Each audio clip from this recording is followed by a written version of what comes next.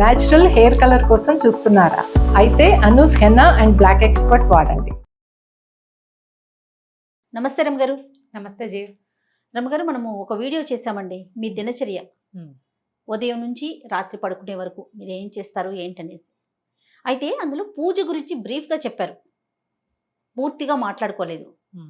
మరి ఈరోజు అసలు మీరు ప్రతిరోజు చేసే నిత్య పూజ ఏ విధంగా చేస్తారు, ఏం మొక్కుతారు?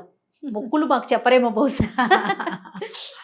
ఏం చేస్తారు రమ్ గారు? ఎట్లా? సాధారణ పూజ చేయాలి. అవునా? అంటే నా పెళ్ళికి ముందుకి పెళ్ళికి తర్వాతకి తేడా ఉంది. మా శాఖలు వేరు.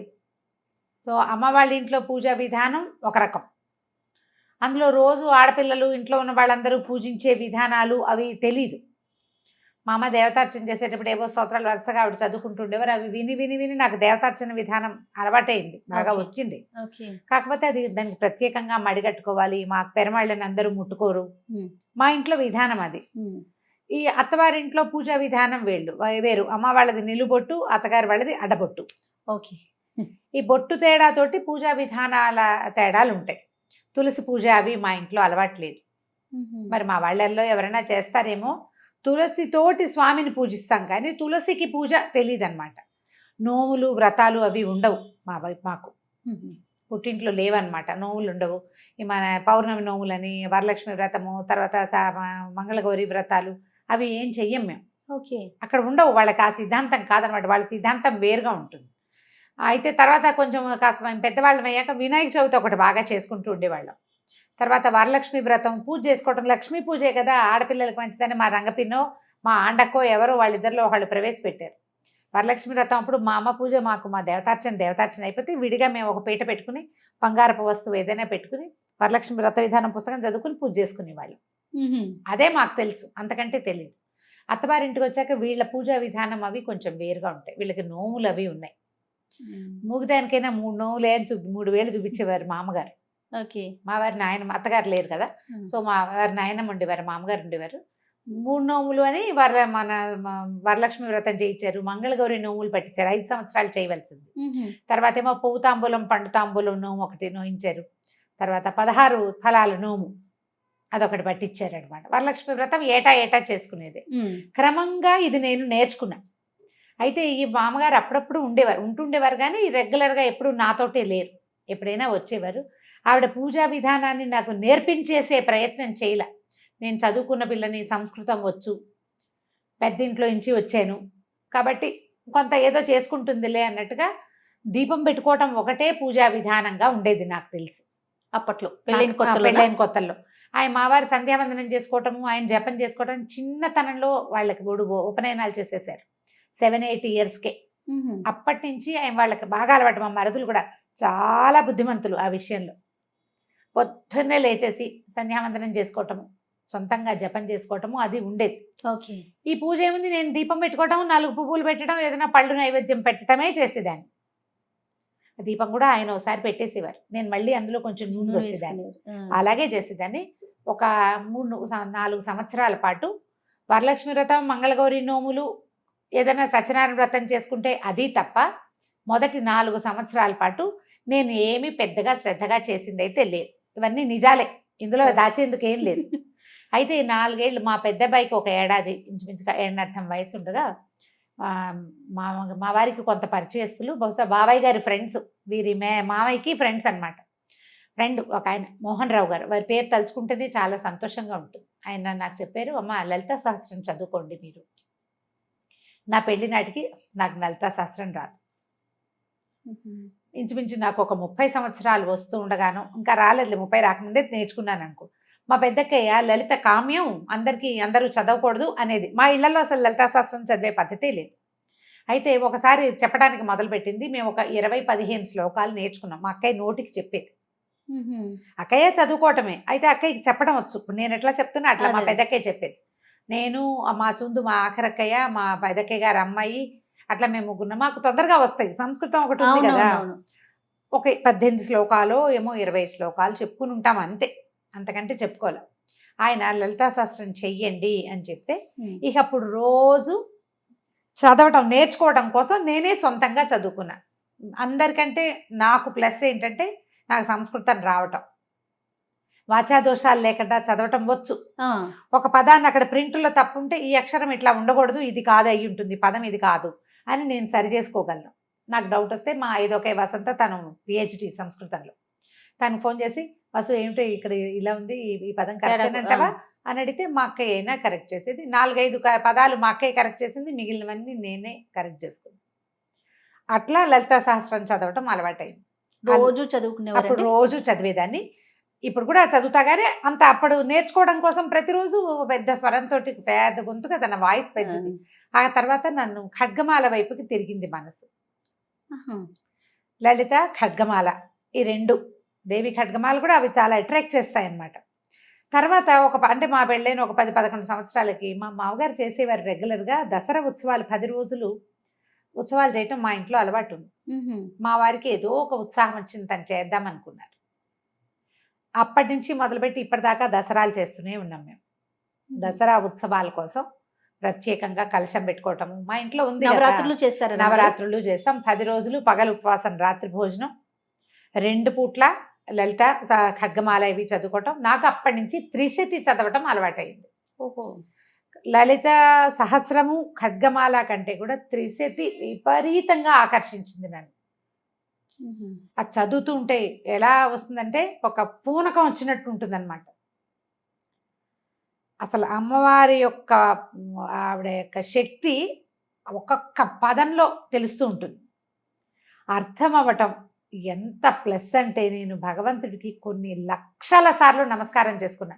నన్ను ఒక సంప్రదాయ సంస్కృత పండితుల ఇంట్లో పుట్టించి ఈ పదాలకి అర్థం తెలుసుకోగలిగే మాత్రపు ప్రజ్ఞని నాకు పెట్టినందుకు నా పూర్వజన్మ కర్మ ఫలితం వల్ల, భగవంతుడి అపార కృపాకటాక్షాల వల్లే అది కుదిరింది. ఆ పదాల అర్థం తెలిస్తే ఆ శక్తిలోకి మనం ప్రవేశిస్తున్న భావన వస్తుంది. అవునమ్మా, స్పెల్లోకి మనం వెళ్ళాలి లోపలికి. ఆ వెళ్ళగలిగే అవకాశం లభించింది. అట్లా ఈ లలిత మొదలుపెట్టిన దగ్గర నుంచి నాకు నిత్య గౌరీ పూజా విధానం ప్రాక్టీస్ చేశాను నేను. మా వాడికి, మా పెద్ద అబ్బాయికి 2 ఏళ్ళు అంటే ఇప్పటికి ఇంచుమించుగా ఒక 23 సంవత్సరాల నుంచి నిత్యము గౌరీ పూజ, షోడశోపచారాలు గబగబ గబగబా చేసేసుకుంటా.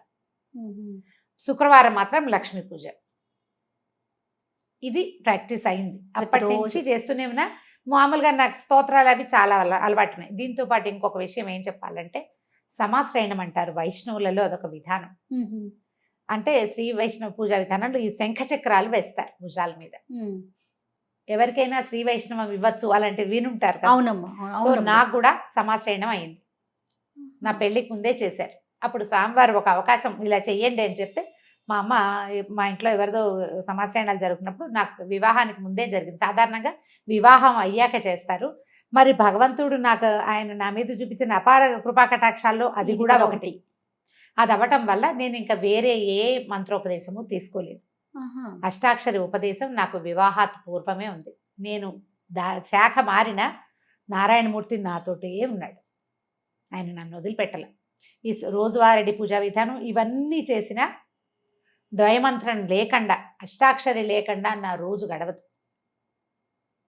దానికి గురు పరంపర చెప్పుకోవటము, గురు పరంపర చెప్పటం, రూపం ధరించడం, బొట్టు పెట్టుకోవటం, అవి చేయటల వీరు విధానం వేరు కదా. దాని మీద తగాదాలు వాటికి వెళ్ళడం. నారాయణుడు నాతోటి ఉన్నాడు, బొట్టులో ఉండక్కర్లేదని భావించాను నేను. ఇది ఇప్పుడు ఎవరికైనా సమాధానం చెప్పాల్సిన అవసరం కూడా లేదు కదా.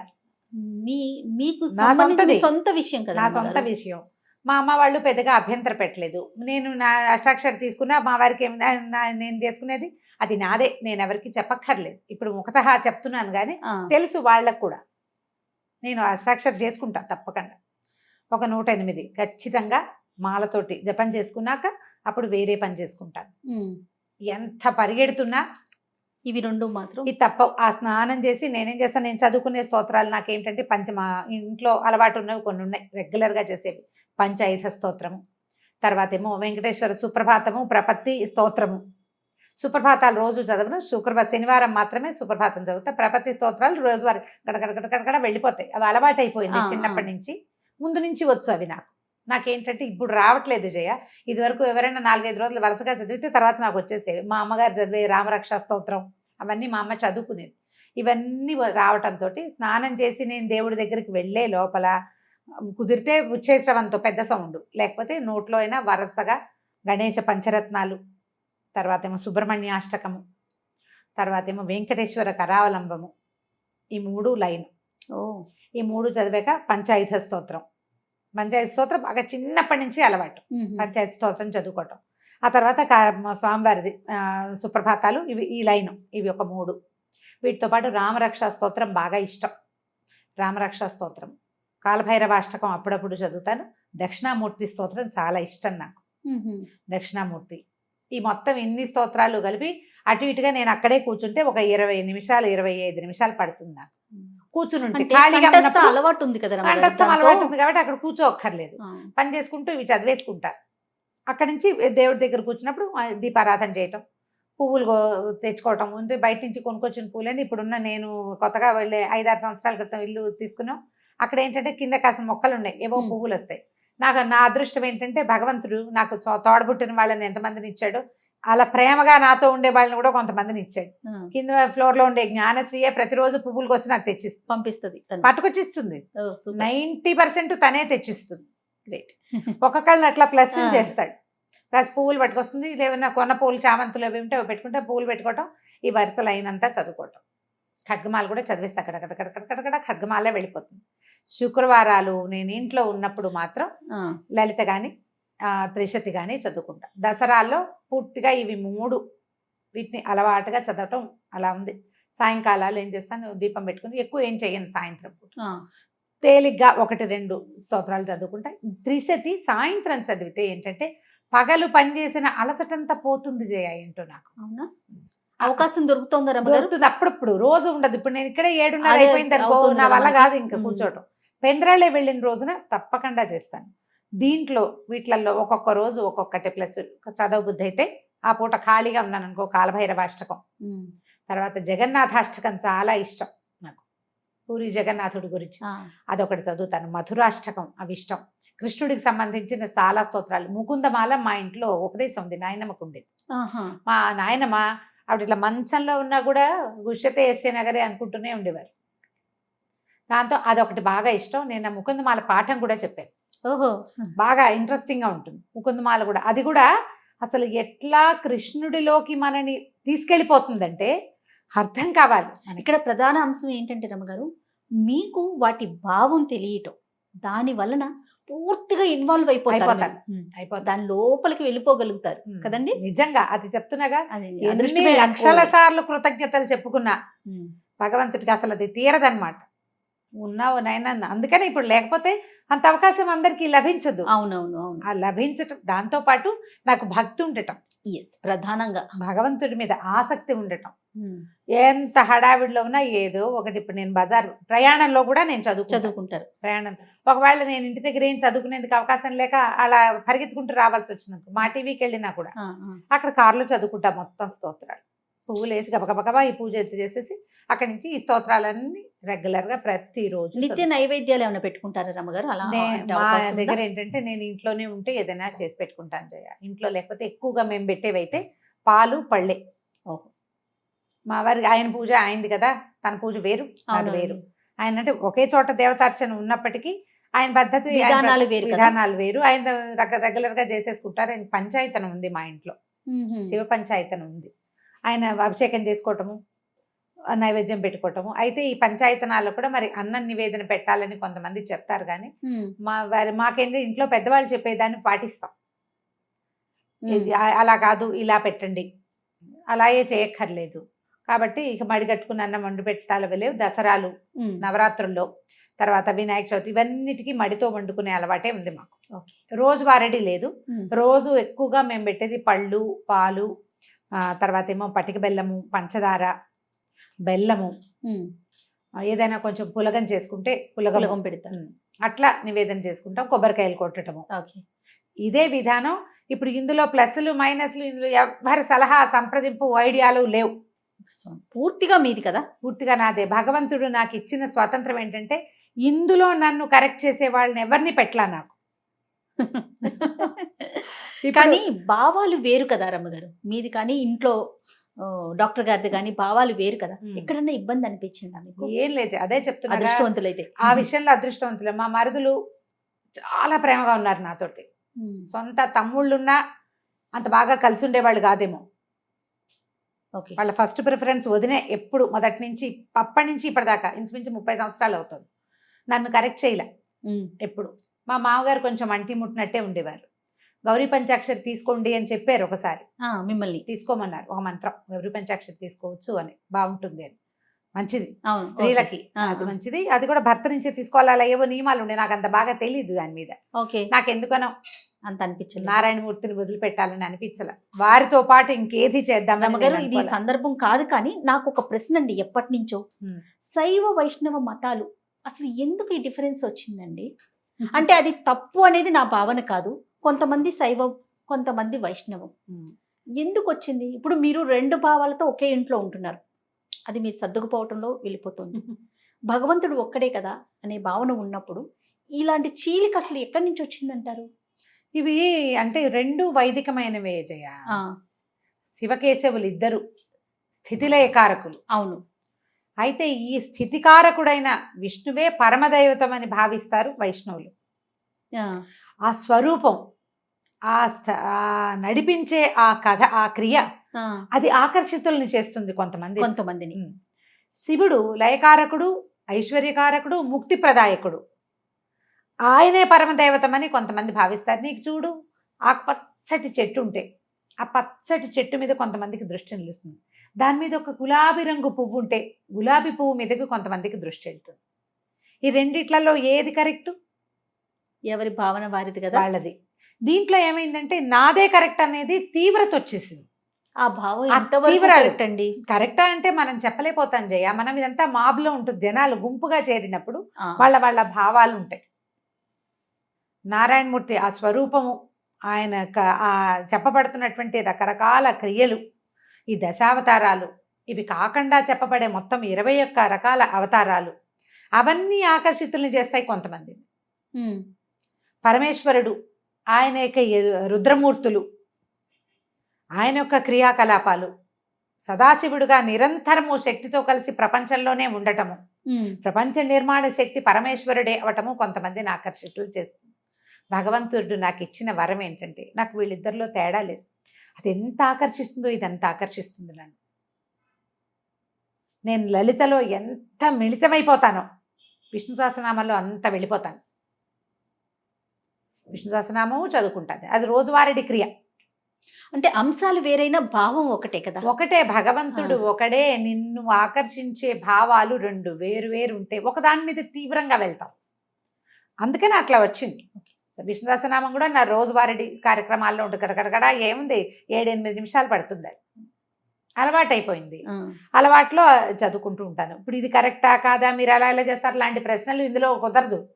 నా ఆసక్తి భగవంతుడి మీద నాకున్న విశ్వాసం అంతే. నేను ఎలాంటి స్వరూపమైనా నన్ను ఆకర్షిస్తుంది. లక్ష్మీ నరసింహస్వామి ఎక్కువ ఆకర్షిస్తాడు. మా పుట్టింట్లో ఉండటం వల్ల మాకేమో ఇలవేల్పు నరసింహస్వామి. నాకు అసలు నరసింహస్వామి విగ్రహం ఎక్కడైనా చూస్తే నాన్నని చూసినట్టు ఉంటుంది. నాకు పరిగెత్తుకుంటూ వెళ్ళిపోతాం, అక్కడ నరసింహస్వామి కనపడ్డంటే మావాడు అంతే, అలాగే అనిపిస్తుంది. మా నాన్నని చూసినట్టే ఉంటుంది. నేనే కాదు, మా ఇంట్లో ఉన్న జనమంతా నరసింహస్వామికి అట్లాగే ఆకర్షితులు అవుతారు. మా చిన్నతనం అలవాటును బట్టి అంతే. మా నాన్న కరావలంబం చదివేవారు, నృసింహ కరావలంబం. అది కూడా నాకు నోటికొచ్చు. మొత్తం మా సమూహం అందరికీ వచ్చింది. కరావలంబం కూడా అట్లాగే ఆకర్షిస్తుంది. ఇంత భక్తి ఉన్నా కూడా నేను కొంచెం ప్రాక్టికల్గా ఉండటమే నా యొక్క భగవంతుడు ఇచ్చిన వరం అనమాట. నాకు ఇన్ని చెప్తున్నారు, ఇన్ని స్తోత్రాలు చెప్తారు, ఇంత పూజా విధానం ఉంది కదా రమ్మగారు, కానీ మీరు మాట్లాడేది ప్రాక్టికల్గా ఎలా చెప్తారంటే భక్తి ముఖ్యం, భావన ముఖ్యం. భావమే ముఖ్యం. భక్తి ఉండాలి, భావం చాలా ముఖ్యం. అది ఉన్నప్పుడే మనస్ఫూర్తిగా పూజ చేసుకోగలుగుతాం. అది 5 నిమిషాల అరగంట అనేది పక్కన పెడదాం, అవకాశాన్ని బట్టి అంతే. రైట్. చాలా బాగుంది రమ్మగారు. నమస్తే. నమస్తే.